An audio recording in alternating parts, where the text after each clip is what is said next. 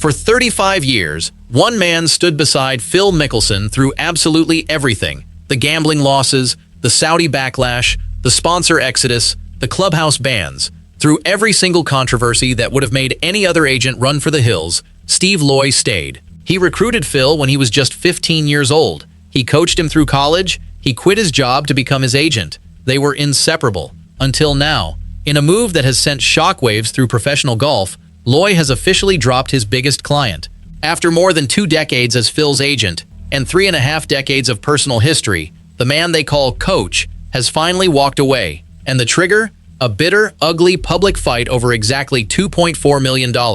Here is the part that should make every golf fan stop and pay attention. This wasn't a slow drift apart. This wasn't a mutual decision. This was a brutal collision over money that has now spilled into the public eye, leaving the golf world asking the same question: what could possibly be worth destroying a 35-year relationship? The answer is more complicated than you think, and it has nothing to do with the LIV contract you are probably assuming it does. The real story behind that $2.4 million involves something far more personal, something that happened years before LIV golf even existed. In my honest opinion, this proves that even the deepest loyalty in sports has a price tag. And when money gets involved, all bets are off. Do you think Steve Loy was justified in finally pulling the plug, or should he have found a way to make it work? Drop your take in the comments. I really want to hear what you think. And if you want to understand exactly what that $2.4 million was really for, and why this split has been brewing longer than anyone realized, make sure you hit that subscribe button, because the full story is about to unfold,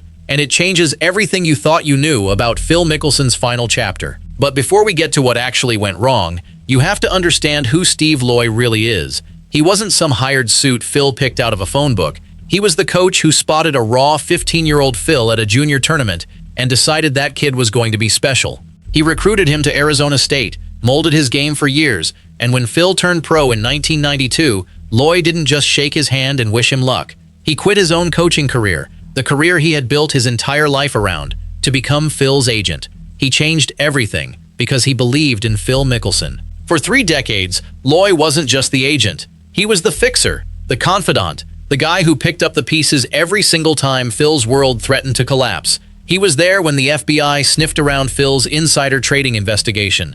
He was there when Phil's Saudi comments cost him millions in sponsorships and turned the public against him.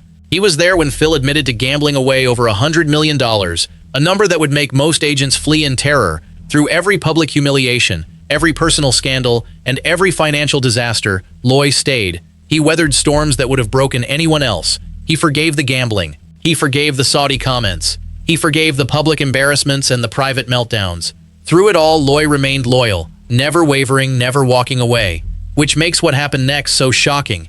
Because if Loy could forgive all of that, what could Phil have possibly done that finally pushed him over the edge? He had forgiven gambling, forgiven Saudi Arabia, forgiven everything. But a broken promise? That was the one thing he couldn't swallow. And the story of how that promise was made goes all the way back to a moment that nearly ended Phil's career before LIV golf ever existed. The answer takes us back to a moment Phil thought was buried forever. A moment that had nothing to do with LIV Golf, nothing to do with the Saudis, and nothing to do with any of the controversies that have defined his later career. It happened years earlier, during a crisis that nearly ended everything for Phil Mickelson. And the promise made in that crisis would eventually become the very thing that destroyed his most important relationship. In 2016, Phil's world came crashing down. The FBI was investigating him for insider trading. He was accused of making $2.4 million in illegal stock trades based on a tip from a gambler named Billy Walters. The number $2.4 million would later become infamous in golf circles. But back then, it was just the beginning of Phil's nightmare. Phil faced potential prison time. He faced a lifetime ban from the sport he loved. He faced the complete destruction of his reputation. Every sponsor was watching. Every fan was judging. The media was circling like sharks. And in that moment of absolute terror, Phil turned to the only person he could trust, Steve Loy. Loy didn't run. He didn't distance himself. He didn't protect his own reputation by cutting ties. Instead, he doubled down. He hired the best legal team money could buy. He managed the media storm. He personally called Phil's sponsors and guaranteed that this was all a misunderstanding. Loy put his own career on the line for a man who was hours away from being publicly humiliated and potentially imprisoned. It was during those dark days that a private conversation took place. A conversation that Phil probably thought was just words spoken in fear. A conversation that Loy took as a sacred promise. Phil, terrified and desperate, looked Loy in the eye and made a vow. He promised that if Loy could get him through this, if Loy could save his career, his freedom, his reputation, Phil would never forget what Loy had done for him. He swore that Loy would always be taken care of. He swore that no deal would ever be made without Loy getting exactly what he deserved. He promised that their partnership was bigger than money, bigger than business, bigger than anything. Loy believed him. Why wouldn't he? They had been through everything together. Phil wasn't just a client. He was family. And family keeps its promises. That conversation remained between them for years. Phil beat the insider trading charges. He paid back the money. He kept playing golf. And for a while, everything seemed fine. Loy stayed by his side. The promise remained unspoken but understood. That is, until LIV Golf arrived and changed everything. When Phil signed that reported $200 million contract with the Saudi-backed league in 2022, Loy got his commission. That part was clean. That part was business. But what happened after that contract was signed is where the real trouble began. Because Phil started making side deals. Deals that Loy didn't know about.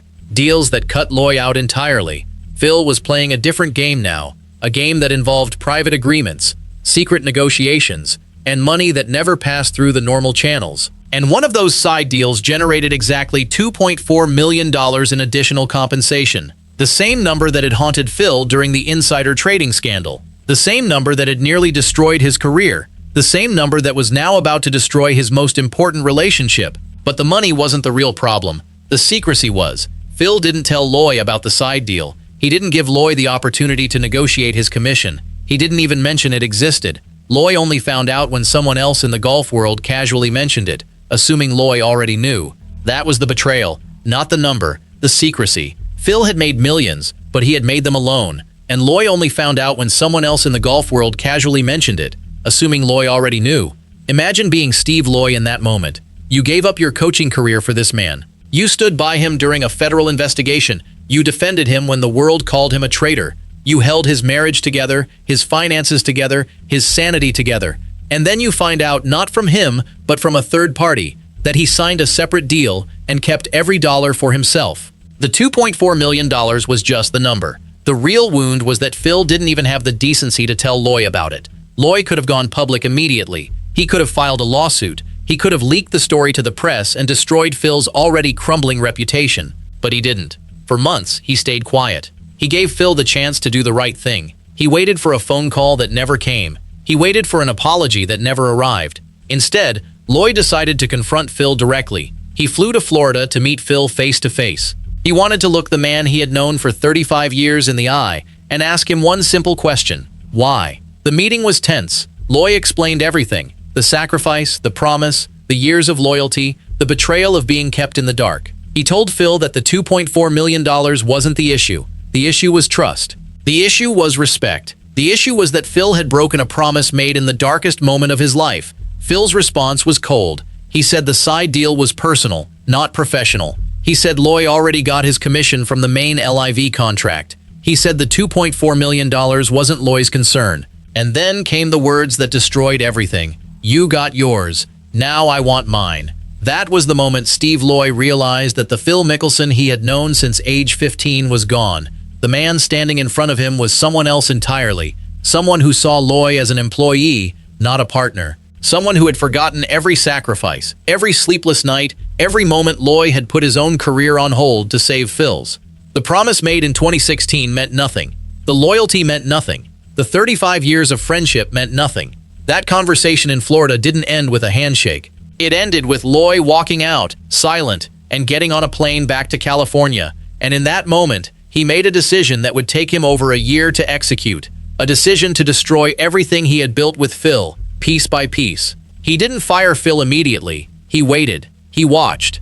He gave Phil every opportunity to backtrack, to call, to apologize. But that call never came. Months passed. Phil went back to live. He played a few events. He withdrew from the majors. He got expelled from his golf club. And through it all, Loy stayed silent, waiting for a sign that the old Phil still existed somewhere inside that shell. That sign never came. Then came the breaking point. Earlier this year, Phil's team approached Loy about renegotiating the terms of their ongoing relationship. Phil wanted to restructure his representation agreement to include a lower commission rate for future deals. On its own, that's standard. Agents renegotiate all the time. But Phil's team included a clause that would retroactively apply the new lower rate to the $2.4 million side deal, the very deal Phil had never told Loy about. In other words, Phil wasn't just refusing to pay Loy his fair share, he was actively trying to rewrite history so Loy would get even less. So, what exactly happened next? Loy didn't just resign, he didn't just send a letter, he made sure the golf world knew exactly why he was walking away, and the details of that public unraveling are more shocking than anyone anticipated. That was when Loy stopped waiting. He realized that Phil wasn't just ignoring the promise, he was actively working to erase it. And a man who has forgiven addiction, forgiven infidelity, forgiven public embarrassment, and forgiven legal trouble, a man who has forgiven almost everything, finally found the one thing he could not forgive: calculated, deliberate greed from the very person he had sacrificed everything for. Loy's resignation wasn't a quiet, respectful parting. It was a surgical strike. He filed paperwork that outlined the entire dispute, including the $2.4 million figure, and he sent it to key figures in the golf industry. He made sure that the story would get out. He made sure that Phil would have to answer for it. And when reporters started calling, Loy didn't deny anything. He simply said that the relationship had run its course and that he wished Phil the best. But behind that polite statement was a nuclear bomb, the confirmation that the agent who had stood by Phil for 35 years had finally, irrevocably, had enough. Now Phil is left with no agent, no major championship appearances in 2026, and a reputation that has taken yet another brutal hit. His career is effectively over. He has played just one LIV event this year. He missed the Masters, the PGA, the US Open, and the Open Championship for the first time in his life. At 56 years old, he is more isolated and alone than he has ever been. The sponsors are gone, the fans are divided, and now, the one man who never left him has finally walked out the door. But here is the terrifying part for Phil. Loy isn't just done with him professionally, he is done with him personally. And in a sport where relationships are currency, being cut off by the one man who knew all your secrets, that is a loss that no amount of Saudi money can ever replace. For Steve Loy, this isn't just a professional loss, it's a personal one. He is 62 years old. He is still the president of global golf at Sport 5. He still represents other top players, but he lost the client who defined his entire career. The crown jewel of his agency is gone, and while he may never say it publicly, you have to wonder if a part of him regrets ever meeting that 15-year-old kid with the bright smile and the unbelievable talent. Phil's future is now a question mark. He could try to find another agent, but who would want to take on a client with his baggage, his age, and his reputation for burning bridges? He could try to manage his own affairs, but that would require a level of discipline and attention to detail that Phil has never shown. Or he could simply fade away, playing a handful of LIV events a year, cashing checks, and living out his twilight years as a cautionary tale about the dangers of letting money destroy everything that matters. Loy, on the other hand, will be fine. He is respected throughout the industry. He survived the split with his reputation intact. He doesn't need the money. He doesn't need the drama. He just needed to walk away with his dignity, and he did exactly that. Now let's be honest with ourselves. When you saw this headline, you probably assumed it was about LIV golf. You assumed the Saudis were involved. You assumed the $2.4 million was some kind of Saudi bonus that Loy wanted a cut of, but the truth is far more disturbing. This was about a man who forgot where he came from, a man who looked his oldest friend in the eye and said, "You got yours, now I want mine." The irony is painful. Phil Mickelson built his entire brand on being the people's champion. The smiling, relatable family man who signed autographs for hours, the guy who fought for the little guy. But when it came to the one person who had sacrificed everything for him, when it came to the guy who quit his coaching career and stayed by his side through federal investigations, Phil didn't fight for him. He fought against him. He fought to keep $2.4 million that, by any reasonable standard, Loy had earned 1,000 times over.